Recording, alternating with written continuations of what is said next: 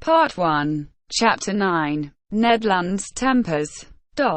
How long we slept I do not know, but our sleep must have lasted long, for it rested us completely from our fatigues. I woke first. My companions had not moved, and were still stretched in their corner, hardly roused from my somewhat hard couch. I felt my brain freed, my mind clear. I then began an attentive examination of our cell. Nothing was changed inside. The prison was still a prison. The prisoners. However, the steward, during our sleep, had cleared the table. I breathed with difficulty. The heavy air seemed to oppress my lungs. Although the cell was large, we had evidently consumed a great part of the oxygen that it contained.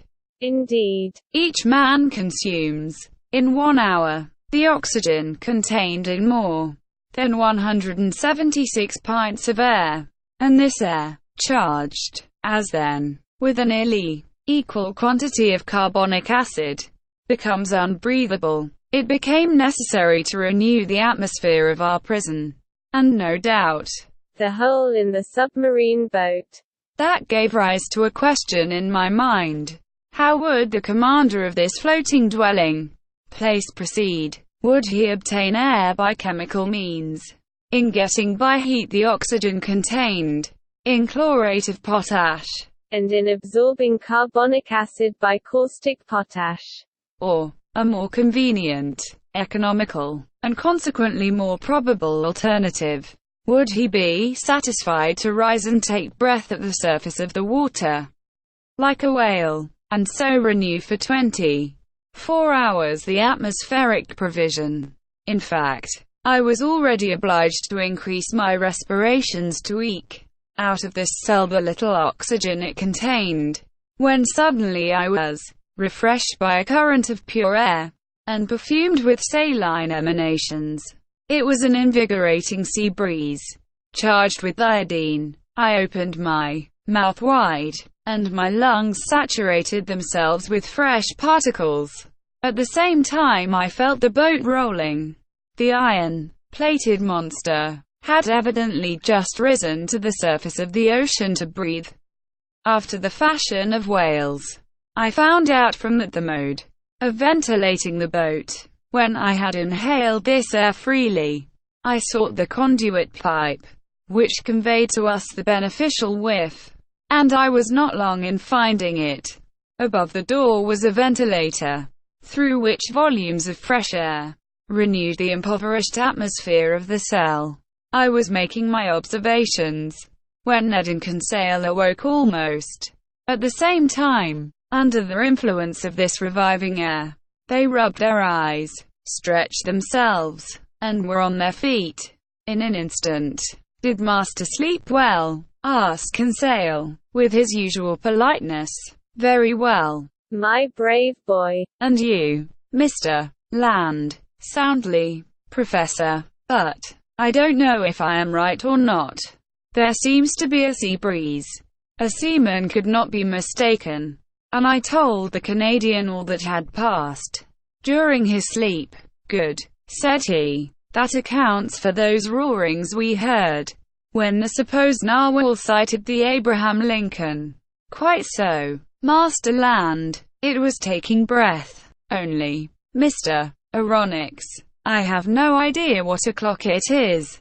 "Unless it is dinner time." "Dinner time, my good fellow. Say rather breakfast time, for we certainly have begun another day." "So," said Conseil, "we have slept 24 hours. That is my opinion. I will not contradict you," replied Ned Land. "But, dinner or breakfast, the steward will be welcome, whichever he brings. Master Land, we must conform to the rules on board, and I suppose our appetites are in advance of the dinner hour."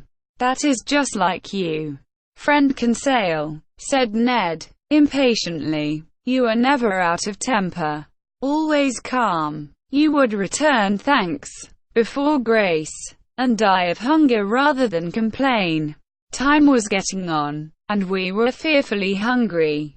And this time the steward did not appear. It was rather too long to leave us, if they really had good intentions towards us. Ned Land, tormented by the cravings of hunger, got still more angry, and, notwithstanding his promise, I dreaded an explosion when he found himself with one of the crew. For 2 hours more Ned Land's temper increased. He cried, he shouted, but in vain. The walls were deaf. There was no sound to be heard. In the boat, all was still as death.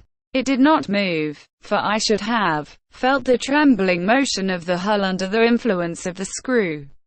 Plunged in the depths of the waters, it belonged no longer to earth. This silence was dreadful. I felt terrified. Conseil was calm. Ned Land roared. Just then a noise was heard outside. Steps sounded on the metal flags. The locks were turned. The door opened, and the steward appeared. Before I could rush forward to stop him, the Canadian had thrown him down and held him by the throat. The steward was choking under the grip of his powerful hand. Conseil was already trying to unclasp the harpooner's hand from his half-suffocated victim, and I was going to fly to the rescue, when suddenly I was nailed to the spot by hearing these words in French. "Be quiet, Master Land, and you, Professor, will you be so good as to listen to me?"